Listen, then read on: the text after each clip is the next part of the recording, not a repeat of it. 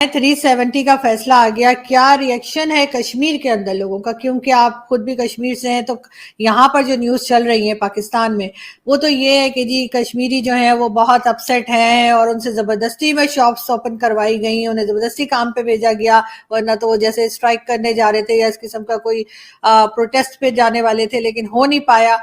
क्या कहेंगे आप इस डिसीजन का? जाने वाले थे, मतलब कितने और डेस्परेट हो सकते हैं ये लोग।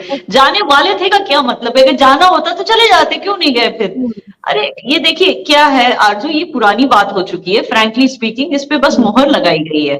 बीजेपी को जो करना था वो उन्होंने 4 साल पहले कर लिया। ये बीजेपी का मूव नहीं था, ये सुप्रीम कोर्ट ऑफ इंडिया ने जो है ये डिसीजन लिया है। सुप्रीम कोर्ट में जिसने अर्जी लगाई थी, ठीक है, उनके और वही पॉलिटिकल पार्टी के कुछ लोग थे, एनजीओ के कुछ लोग थे जिन्होंने अर्जी लगाई थी, उनके और सुप्रीम कोर्ट के बीच का मुद्दा था। ये जो करना था बीजेपी ने उसको 4 साल पहले कर लिया। इस बार जो हुआ इससे मतलब मैं ये कह रही हूँ कि इसमें कोई पॉलिटिकल बात नहीं है। ये वही चीज है कि किसी ने बीजेपी के किसी मूव पे केस किया, पिटीशन फाइल की, पिटीशन का वर्डिक्ट जो है वो कल आया। तो इतनी सी बात है। और जो वो वर्डिक्ट है, अब जाहिर सी बात है कि जिसने पिटीशन लगाई थी वो इस उम्मीद से थे कि जीत उनकी होगी। लेकिन क्योंकि इस डिसीजन में सुप्रीम कोर्ट को कोई गलती नहीं नजर आई, कोई मैलिफाइड इंटेंशंस नहीं, यानी कि सुप्रीम कोर्ट को ऐसे नहीं लगा कि इसको हटाने के बाद, अब 4 साल जो गुजर गए हैं, इसको हटाने के बाद अवाम के साथ कुछ गलत किया गया या अवाम को किसी तरह से धोखे में रखा गया या अवाम को किसी तरह से लूटा गया या उनके साथ कोई तशद्दुद हुआ, या उनके साथ कोई ऐसे ना जुल्म सितम हुआ, ऐसे कुछ सामने नहीं आया कि ये डिसीजन लेने के बाद अवाम के साथ कुछ गलत या बुरा हुआ। एक ये भी रीजन था जिसकी वजह से सुप्रीम कोर्ट ने ये वर्डिक्ट पास किया। और एक ये भी रीजन था कि क्योंकि जिन्होंने पिटीशन फाइल की थी उनका ये कहना था कि जिस तरीके से इसको हटाया गया था वो गलत था। तो उस तरीके पे भी बहुत डीपली जो है, आप सोच सकते हो कि 4 साल लगे इस डिसीजन को आने के लिए। तो बहुत डीपली स्टडी करने के बाद इस डिसीजन पे आई सुप्रीम कोर्ट की वो तरीका भी अवैध नहीं था, वो तरीका भी नाजायज नहीं था जिस तरीके से उसको हटाया गया। प्रेसिडेंट को पूरा हक था उसको हटाने का, और वो हटना उसका लाजमी था क्योंकि वो टेम्पररी अरेंजमेंट था वैसे भी। तो बहुत सारी ऐसी चीजें हैं जिसपे सुप्रीम कोर्ट ने अपनी मोहर लगा दी। लेकिन यही चीज जो है मरकजी सरकार तो 4 साल पहले से कह रही है, लेकिन जिनको मरकजी सरकार पे भरोसा नहीं था, जो शायद खुद अपना एक नैरेटिव सेट करने की कोशिश कर रहे थे और खुद को सही दिखाने की कोशिश कर रहे थे, शायद ये उनकी हार है, लेकिन किसी भी तरीके से ये कश्मीरी आवाम की हार नहीं है। जी, मगर ये जरूर है कि वहाँ के जो लीडर हैं, यानी जो कश्मीरी लीडर्स हैं, बहुत प्रोमिनेंट तरीके से यहाँ पर भी उनकी बातें हुआ करती हैं। उनके कई वीडियो क्लिप्स जो हैं वो सोशल मीडिया पर हैं और आपने भी शायद देखे होंगे, जिसमें वो इस फैसले के बाद बात कर रहे हैं। आपको लगता है कि अब वो इस चीज को एक्सेप्ट कर लेंगे, या फिर जो यहाँ पर कहा जा रहा था कल पाकिस्तान के टीवी पे जो बातें की जा रही थी, जो एक्सपर्ट्स आए थे या जो कह लीजिए जिनको टीवी चैनल्स ने फोन पे ले रखा था, वो यही कह रहे थे कि अब वहां पे हंगामा होगा, वहां पे मारकाट होगी, या वहां पर लोग गायब कर दिए जाएंगे और किडनैप कर लिए जाएंगे, ये तक उठा लिए जाएंगे, ये तक वर्ड्स वो थे जो पाकिस्तान टीवी पे बोले गए। ऐसा कुछ लगता है आपको होने लगा है? देखिए, मैं या तो बॉलीवुड मूवीज देखती हूँ या नेटफ्लिक्स देखती हूँ, मैं पाकिस्तानी चैनल्स तो नहीं देखती। और पाकिस्तानी चैनल देख भी लूं तो न्यूज तो बिल्कुल नहीं देखती, तो मुझे नहीं पता कि वहां पे क्या बोला जा रहा था।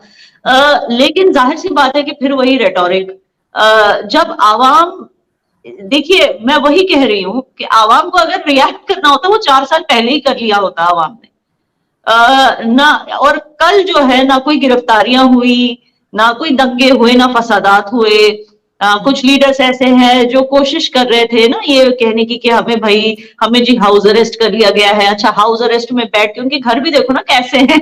उनके घर ऐसे हैं, इतने सालों से कश्मीर को लूट लूट के जो उन्होंने घरे बनाए हैं, उनके घर ऐसे हैं कि उसके अंदर कैद होना तो किसी को भी मतलब गवारा होगा कि चलो भाई हमें कर ही लो हाउस अरेस्ट। इतने अच्छे हाउस तो है उनके, और वहां से बैठ के बड़े अच्छे से वो लंबी लंबी वीडियोस बना रहे हैं, उनको शेयर करते जा रहे हैं अपने ट्विटर अकाउंट पे हर जगह। इतनी तो उनको फ्रीडम है, फिर भी कह रहे हैं कि हमें हाउस अरेस्ट किया गया।